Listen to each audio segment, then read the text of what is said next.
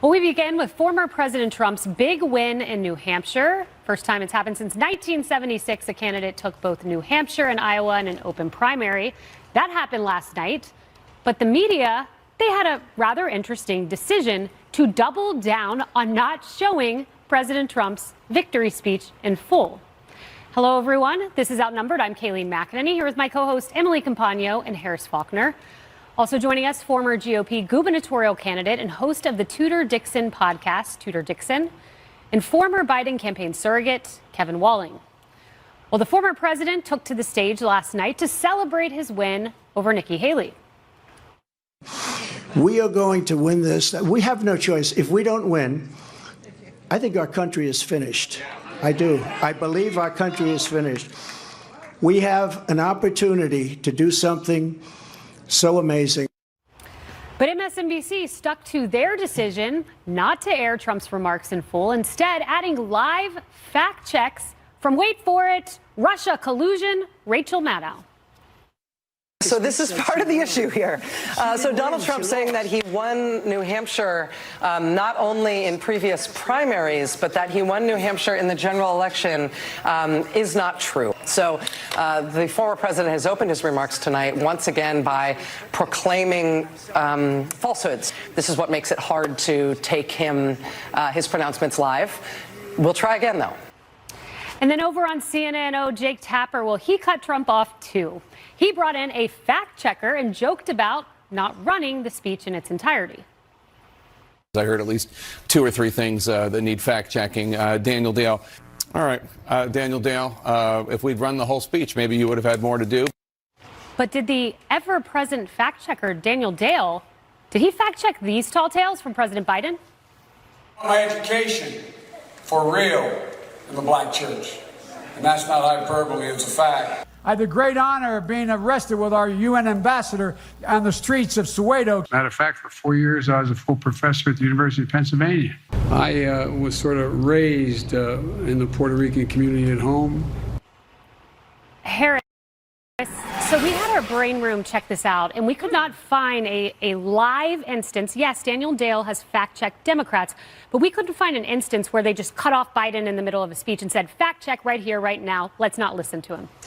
Well, I mean, there was an opportunity just in the last 24 hours. I mean, he was in Virginia, and he said, you know, the real Governor McAuliffe, full well knowing. And I know that everybody says, oh, that must have been a joke. Well, was it a joke? Because it was calling into question the election, and we know who the governor is.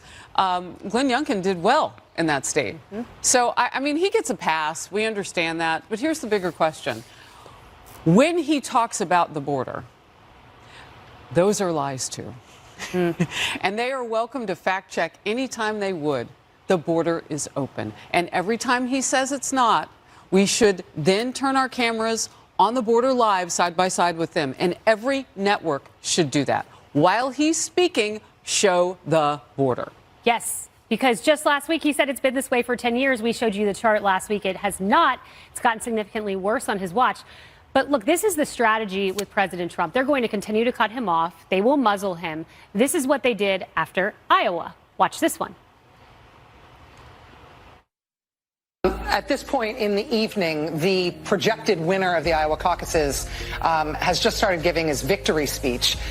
We will keep an eye on that as it happens. There is a reason that we and other news organizations have generally stopped giving an unfiltered live platform to remarks by former President Trump. His remarks tonight will not air here live. Donald Trump declaring victory with a historically strong showing in the Iowa caucus. Yeah, and Jake Tapper went on to say, you could hear him speaking under my breath. I'm paraphrasing Jake here, and he characterized him as giving anti-immigrant remarks rather than letting the American people hear.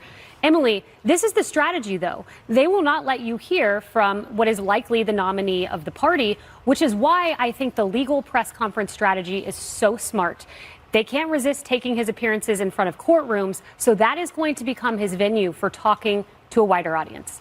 And remember, over the last years, Trump has occupied so much real estate. He's always coming out of their mouths. He's always a subject of their attention, whether or not they're actually muting him. So the irony is that despite their best efforts to actually quell his particular and personal speech, they're actually giving him all the attention that not only he deserves, but also that he wants.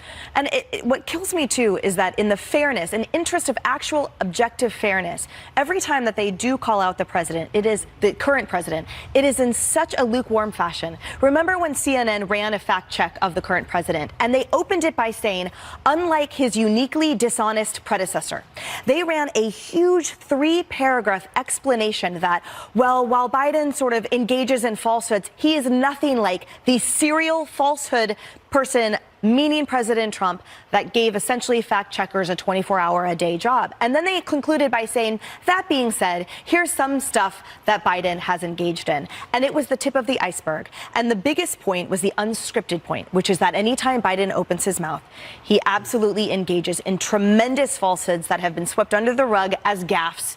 And yet he still, to your point, is given the microphone because he still, for some reason, affords and commands the respect of the office that President Trump should equally hold from the left-wing media. And there is a reason why everyone following Trump says, well, he listens to me and I will listen to him. You know, Tudor, and you run for statewide office. You ran for governor.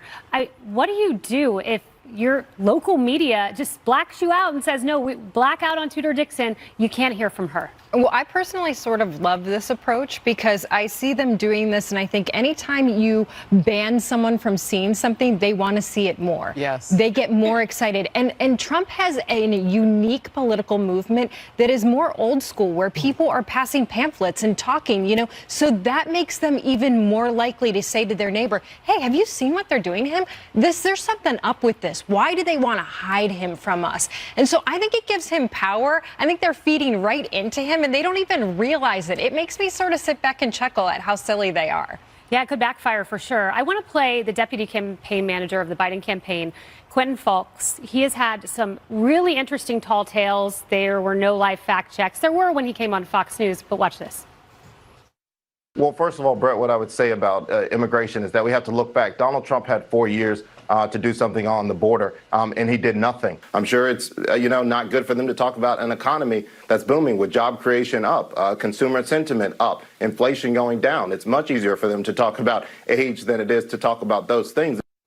You know, Bret Baier challenged him with some of the facts about the border. But in that second interview, he literally said, we talk about his age to distract from the booming economy. Tell that to the 30% approval rating for Biden on the economy and the 70% who say it's not booming. Listen, Kayleigh, I'm a Democrat on this couch. I think we should take Donald Trump live in all of his conversations, in all of his speeches, because I think, as we saw last night from New Hampshire, instead of actually extending a hand to Nikki Haley supporters, independents, he doubled down on vitriol targeting her. That was not a general election speech. That was a primary speech. And I think he did more harm focusing on Nikki Haley and not on the general election. So I spoke out clearly about this to Fox News Digital earlier this week. The former president is newsworthy. Now, you can do fact checking on the current president, the former president, but you shouldn't not take him live because, again, he is newsworthy and people should be able to see what he is saying. Right. The presumptive nominee of a party. 100%. And it's very simple. The American people, they get a vote. Let them hear. Let them make the decision. Not Jake Tapper, not Rachel Maddow. Well, on to this. Biden got hammered on his stump speech last night. He looks weak. He should just stay hidden. And that was coming from a Democrat.